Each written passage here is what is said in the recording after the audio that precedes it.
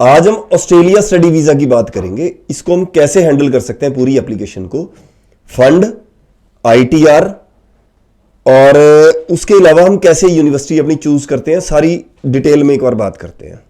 Welcome to hike visa consultant. अगर video अच्छी लगी तो उसको लाइक भी करना और दोस्तों से शेयर भी करना। अगर फर्स्ट टाइम चैनल पे आए तो इसको आप सब्सक्राइब भी करना है हमारे चैनल को, ताकि नेक्स्ट वीडियो आपको टाइम पे मिले। सबसे पहला सबसे बड़ा रोल होता है आईटीआर का। अगर आप अपनी आईटीआर दिखा रहे हो, फैमिली की आईटीआर, पेरेंट्स की आईटीआर 12 लाख रुपए के आसपास हो तो ज्यादा बेटर है। उसमें अगर आपका भाई बहन भी है उसको भी आप ऐड कर सकते हो आईटीआर के अंदर। कई बार बड़ा भाई बहन है, उसमें से कोई जॉब कर रहा है, कोई बिजनेस कर रहा है, उसके प्रूफ है तो वो भी आप लगा सकते हो। या हम क्या कर सकते हैं, एक कोई मामा, चाचा, ताया, दादा, दादी, नाना, नानी, इनमें से किसी एक की इनकम भी लगा सकते हैं, फंड भी लगा सकते हैं। अगर वीजा अप्लाई कर रहे हैं तो हमारी 15 लाख से कम की इनकम ना हो तो ज्यादा बेटर होता है। 15 लाख प्लस इनकम होनी चाहिए, इससे कम ना हो। और फंड की रिक्वायरमेंट रहती है, ज्यादातर आपको 35 लाख रुपए से कम के फंड नहीं चाहिए होते। वैसे 40-45 लाख रुपए के फंड अच्छे होते हैं। ज्यादा के फंड होने चाहिए, 5 लाख रुपए मिनिमम ज्यादा के होने चाहिए। जो लिविंग एक्सपेंस है एक साल का, वो $29,710 होता है एक साल का लिविंग एक्सपेंस, जो एम्बेसी की गाइडलाइन के हिसाब से। हम फीस मोटा मोटा मान के चल रहे हैं। हमारी एक साल की फीस हमारी $30,000 हो सकती है। एक ही मोटा मोटा हिसाब लगा रहे हैं हम। किसी में आपको $40,000 भी मिलेगी फीस, उसके हिसाब से आपकी शो मनी बढ़ेगी। कहीं पे आपको $25,000 भी रह जाएगी। वो डिपेंड करता है कि छोटे छोटे कोर्स हैं, बैचलर डिग्री, उसमें फीस आपकी कम हो सकती है। कई मास्टर प्रोग्राम में भी कम हो सकती है। पर अगर इंजीनियरिंग के प्रोग्राम लेते हैं, कई तरह के प्रोग्राम्स ऐसे होते हैं जिनकी फीस थोड़ी ज्यादा होती है। पर स्कॉलरशिप 20% से लेके कई बार 30% तक भी स्कॉलरशिप भी आती है बच्चों की। ये डिपेंड उसके प्रोफाइल के ऊपर सारा करेगा। तो इस तरीके से हम एप्लीकेशन को कर सकते हैं। आईटीआर का रोल सबसे ज्यादा होता है। अगर आप बिजनेस दिखा रहे हो तो अगर आपका जीएसटी नंबर है तो बहुत अच्छी बात है। आपके पास करंट अकाउंट चाहिए, उसमें ट्रांजैक्शन चाहिए उसके अंदर आपकी, वो सबसे ज्यादा जरूरी है। जो अगर बिजनेस है उसको आपको जस्टिफाई करना पड़ेगा, आपके बिजनेस के टोटली डिटेल को। सेविंग में आपकी ट्रांजैक्शन नहीं चल सकती, उसमें वीजा आपका 50-50 रह जाता है। अगर कोई गवर्नमेंट जॉब में है या प्राइवेट जॉब में है, हर महीने अकाउंट में सैलरी आ रही है, तो ये उससे बेटर है बिजनेस से। अगर उसके पेपर नहीं है आपके पास, कोई अगर आपके पास रेंट आ रहा है तो उसका रेंट एग्रीमेंट होना चाहिए और वो अकाउंट के अंदर होना चाहिए। इस तरीके से आप रेंट एग्रीमेंट चला सकते हो। कोई एग्रीकल्चर इनकम है आपकी, उसको एम्बेसी, अगर आप लोन ले रहे हो अगर एग्रीकल्चर इनकम के साथ साथ, तब आपका वीजा कई बार फंस जाता है, क्योंकि जो एग्रीकल्चर इनकम होती है वो वीक इनकम उसको काउंट करती है एम्बेसी। उसका रीजन यह है कि आपको नहीं पता कि जो इस बार फसल आनी है तो वो बिकेगी भी कि नहीं बिकेगी।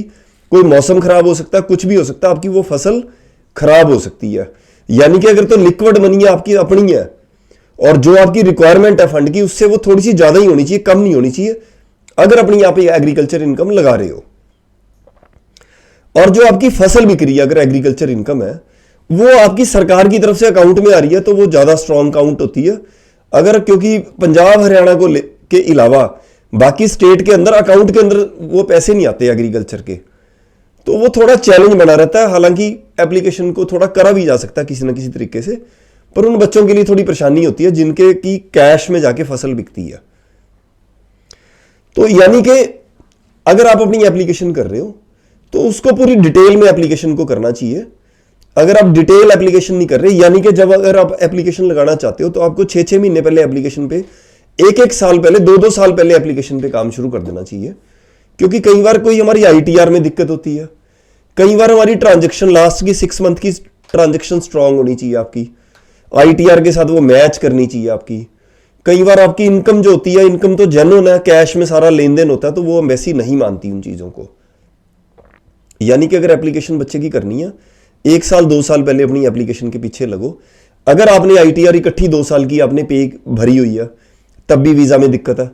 कई बार होता है पहले हम आईटीआर ही नहीं भरते, लास्ट में जब वीजा का प्लान होता है तो फिर हम 2 इकट्ठी आईटीआर भर देते हैं, तो उसमें वीजा आपका वीक हो जाता है। फिर ऑस्ट्रेलिया में आपको दिक्कत हो सकती है वीजा में।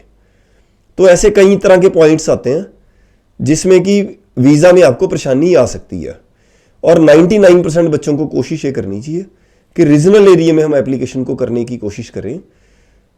ऑस्ट्रेलिया क्या कर रहा है, वो ये चाह रहा है कि लोग मेरे अगर प्राइम लोकेशन में आ रहे हैं तो बहुत ज्यादा क्रीम स्टूडेंट आए और जिनके प्रोग्राम्स जो है, मान लो सॉफ्टवेयर का बच्चा है, कंप्यूटर साइंस का बच्चा है, कोई ऐसी फील्ड है कि जिसकी जो बच्चे का प्रोफाइल भी ज़्यादा स्ट्रांग है उसके पैरेलल, तो उन बच्चों को मेलबर्न सिडनी में बड़ी यूनिवर्सिटी में एडमिशन ले लेनी चाहिए। नहीं तो बच्चे को रीजनल की तरफ ज़्यादा कोशिश करनी चाहिए।